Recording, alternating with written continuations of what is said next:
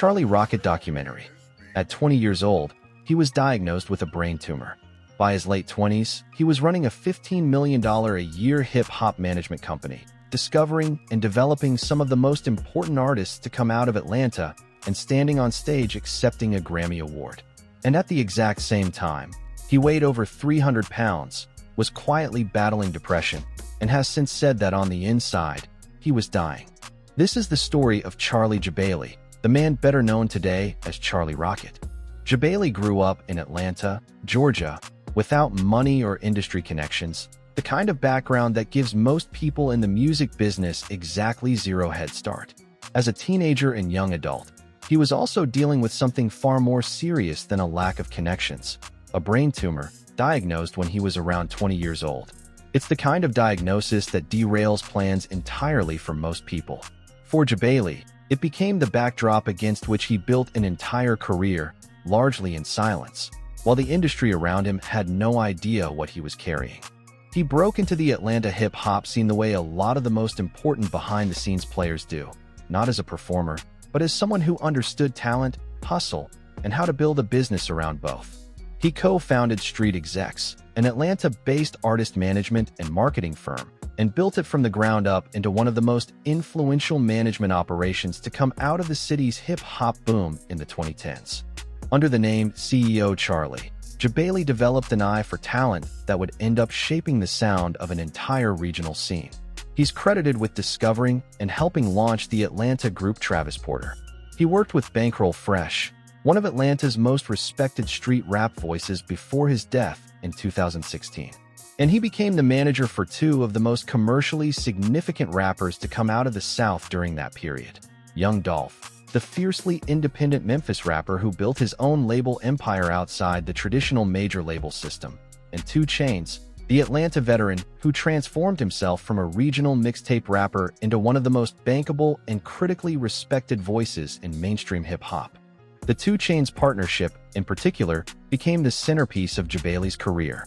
As 2 Chainz co-manager and co-owner of Street Execs, Jabaley didn't just handle bookings and logistics. He built entire commercial strategies around his artist's public persona. One of the most talked about examples came around the holiday season, when Jabaley and a merchandising partner launched a line of Dab Bin Santa, ugly Christmas sweaters tied to 2 Chainz brand.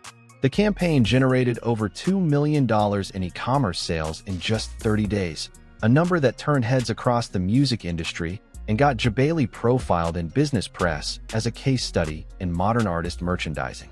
Under his management, Street Execs helped 2 Chainz sell more than 10 million records, complete 8 world tours, and rack up 4 Grammy nominations, one of which turned into a win.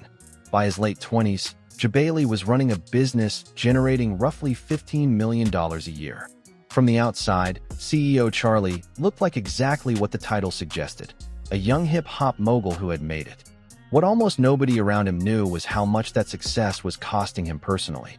Jabaley has said that throughout this period, he was struggling with binge eating, depression, and crippling insecurity, all while still managing the long-term effects of his brain tumor diagnosis.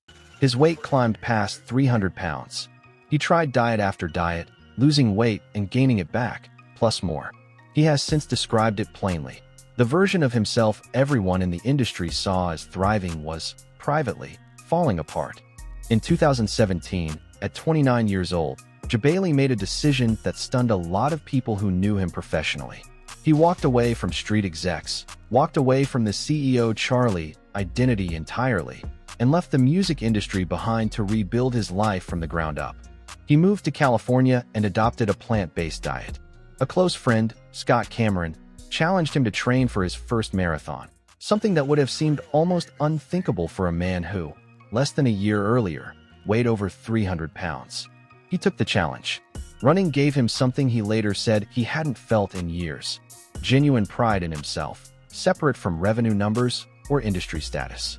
Within about a year, combined with his new diet, he had lost roughly 120 pounds.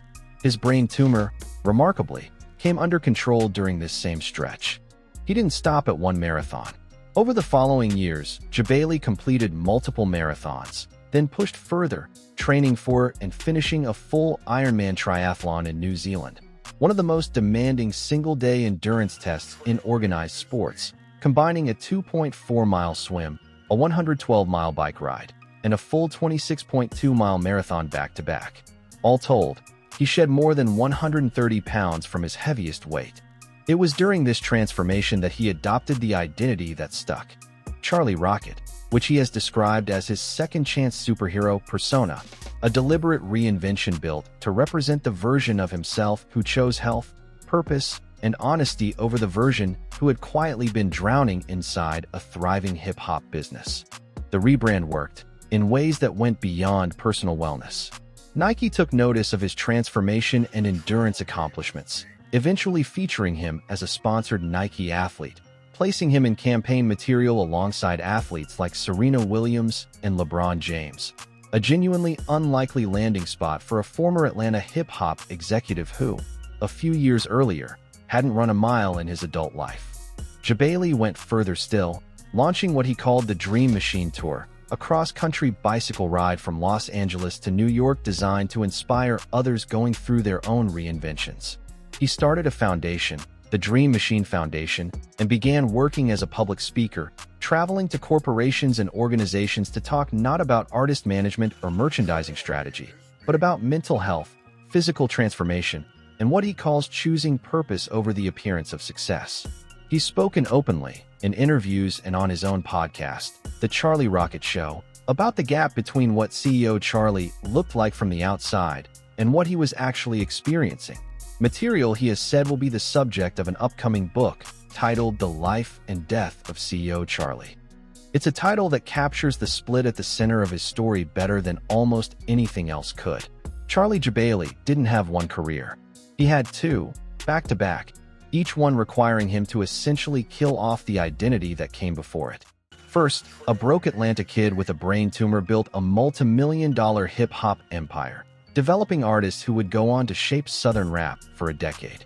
Then, at the height of that success, he walked away from all of it, rebuilt his body and his mental health from nothing, and turned the second act into a mission aimed squarely at helping other people do the same thing. Most people in the music industry get remembered for the artists they built. Charlie Rocket may end up remembered just as much for the version of himself he had to tear down first. Thank you for listening. If you enjoyed this content, please press the subscribe button.